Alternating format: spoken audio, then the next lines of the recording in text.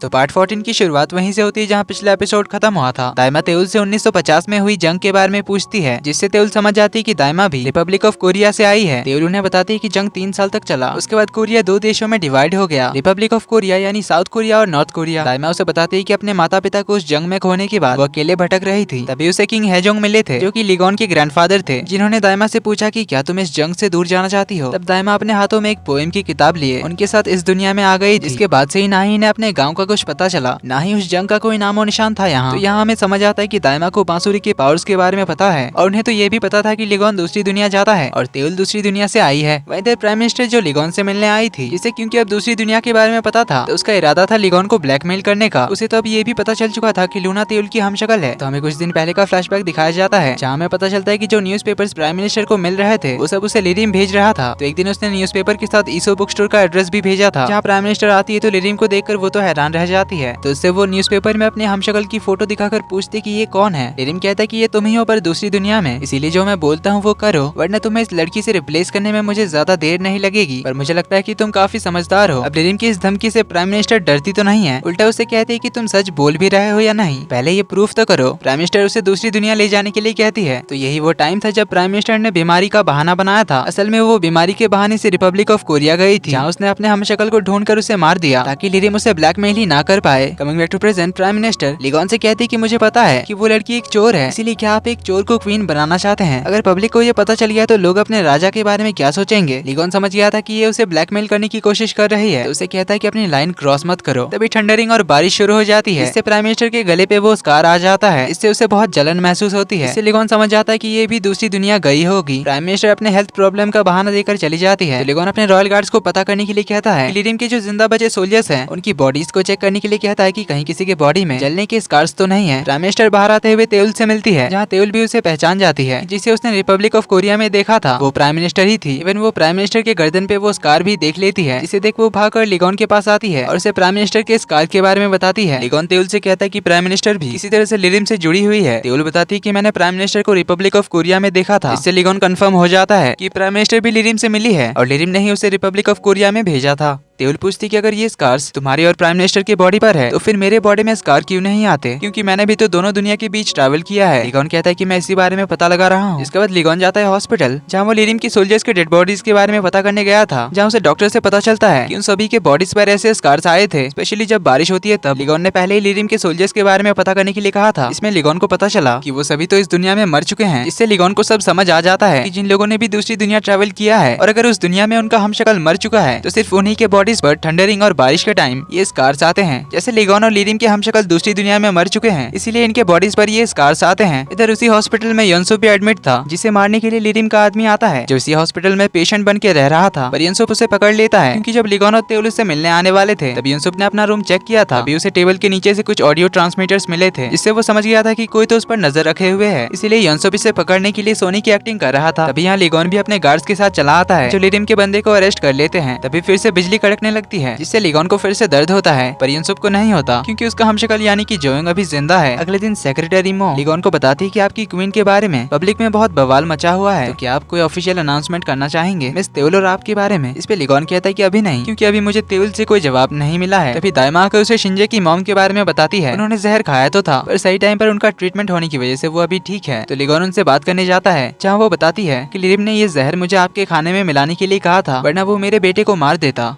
पर मैंने अपने खाने में ही जहर मिलाकर खा लिया, क्योंकि मैं एक और पाप नहीं करना चाहती थी। पर इन सब में मेरे बेटे का कोई कसूर नहीं है, इसीलिए आप उसे प्लीज लिरिम के चंगुल से बचा लीजिए। लिगोन इनके बेटे के बारे में पता करता है, तो उसे पता चलता है कि वो तो शिंजे ही था। रिपब्लिक ऑफ कोरिया में लूना ने तेउल की जिंदगी अडेप्ट कर ली थी। अचानक छुट्टी लेने के लिए डैड से उसे काफी डांट पड़ती है, पर लूना जिसने डैड की कभी डांट नहीं सुनी थी, उसे इनकी डांट भी काफी अच्छी लगती है। डैड उसके लिए खाना बनाते हैं, हंसी मजाक की बातें करते हैं। ये सब लूना ने फर्स्ट टाइम एक्सपीरियंस किया था, इसीलिए वो काफी सरप्राइज्ड एंड खुश थी। इसके बाद हम जीहोन की मॉम को देखते हैं, जो कि एक आलीशान घर को देख रही थी, जो पहले शिंजे का घर हुआ करता था, जहाँ जीहोन की मॉम 25 साल पहले काम किया करती थी। तभी वो उधर से शिंजे की मॉम को बाहर आते हुए देखती है, तो उससे बात करने के लिए आती है, जहाँ इन्हें पता चलता है कि शिंजे के डैड के मरने के बाद शिंजे की फैमिली बैंकरप्ट हो गई थी।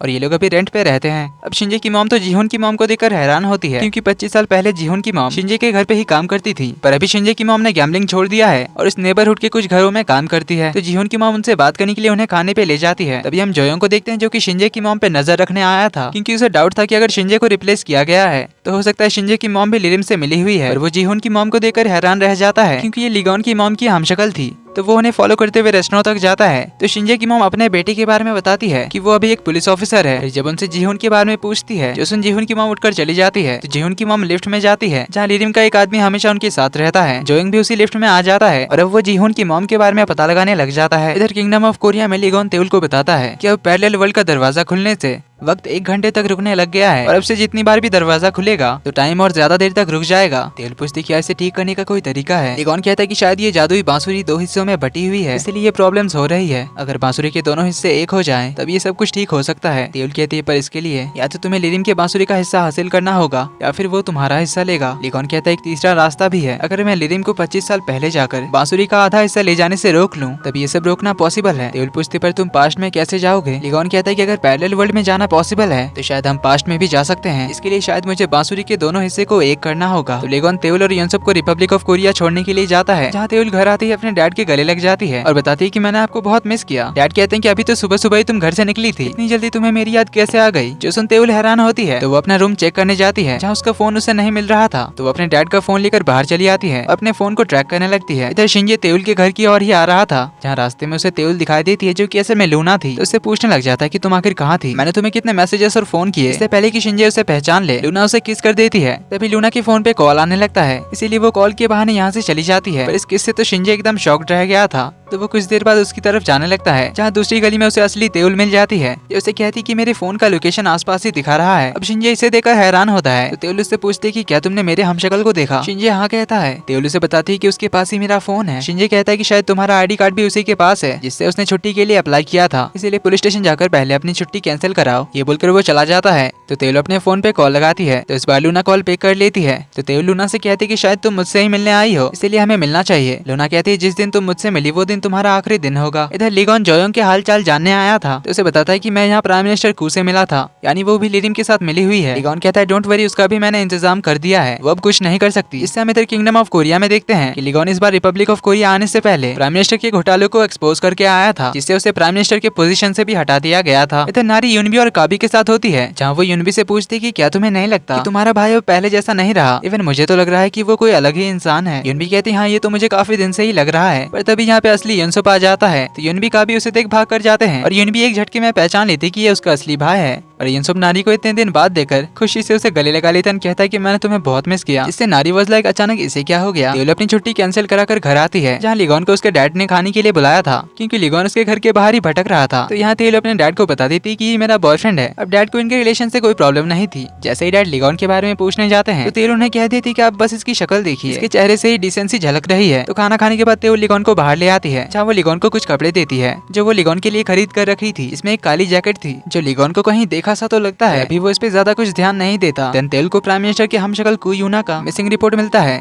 तो वो शिंजे के साथ उसे ढूंढने में लग जाती है। शिंजे ने पता लगाया था कि उस यांगशुन केयर सेंटर का ओनर अभी जेल में है, पर उसने 25 साल पहले वो केयर सेंटर किसी को बेचा था और वो था लिरिम। तो तेउल समझ जाते हैं कि लिरिम के सारे राजों यांगशुन मेडिकल सेंटर में ही छुपे हुए हैं। तो दोनों वहाँ चले जाते हैं और पूरे मेडिकल सेंटर की छानबीन करने लगते हैं, जहाँ तेउल को प्राइम मिनिस्टर के हमशक्ल की लाश मिल जाती है और शिंजे को अपना हमशक्ल मिलता है जो अभी भी कोमा में पड़ा हुआ है। देख वो हैरान रह जाता है।